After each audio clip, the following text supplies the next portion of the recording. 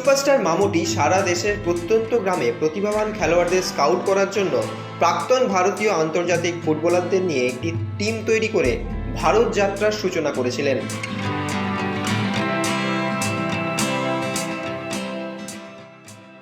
কেরালার জনপ্রিয় খেলোয়াড় সিকে ভিনিত, রিনো অ্যান্টো, মোহাম্মদ রাফি, এনপি প্রদীপের মতন ফুটবলাররা প্রায় 50,000 কিলোমিটার জুড়ে 4 মাসের একটি যাত্রা করার পরিকল্পনা করেছিলেন।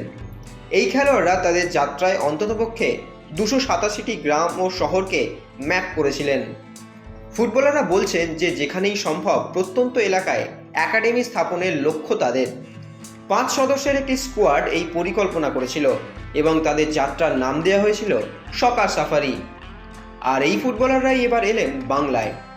উত্তরবঙ্গ থেকে দক্ষিণবঙ্গ, কখনো লালগোলা, কখনো সুন্দরবন চষে বেড়াচ্ছেন সিকে ভিনিত, রিনো অ্যান্টোরা। প্রসঙ্গত বাংলার বুকে এখন ভিন রাজ্যের খেলোয়াড়দেরই বেশি আনাগোনা দেখা যায়, কিন্তু এই বাংলার প্লেয়াররা খুব একটা বাইরের রাজ্যে সুযোগ পান না। সিকে ভিনিতরা বাংলায় খেলে নাম করেছেন, তাই তারা জানেন যে বাংলার আসল প্রতিভা কোথায় লুকিয়ে থাকে। সেই কারণেই নিজেদের একাডেমির জন্য বাঙালি প্রতিভা খুঁজতে লালগোলা থেকে সুন্দরবন চষে বেড়াচ্ছেন। ফুটবলও খেলতে দেখা গিয়েছে ছোট ছোট বাচ্চাদের সঙ্গে তাদের।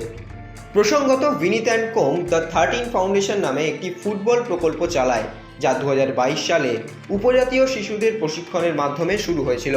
কেরালা ব্লাস্টার্সের একজন প্রাক্তন খেলোয়াড় ভিনিত ইন্ডিয়ান সুপার লিগে তাদের প্রধান ভারতীয় গোল স্কোরার।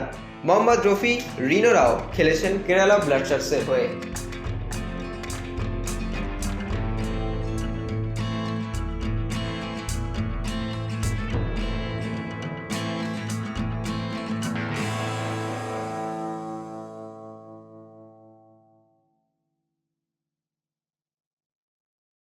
extra time.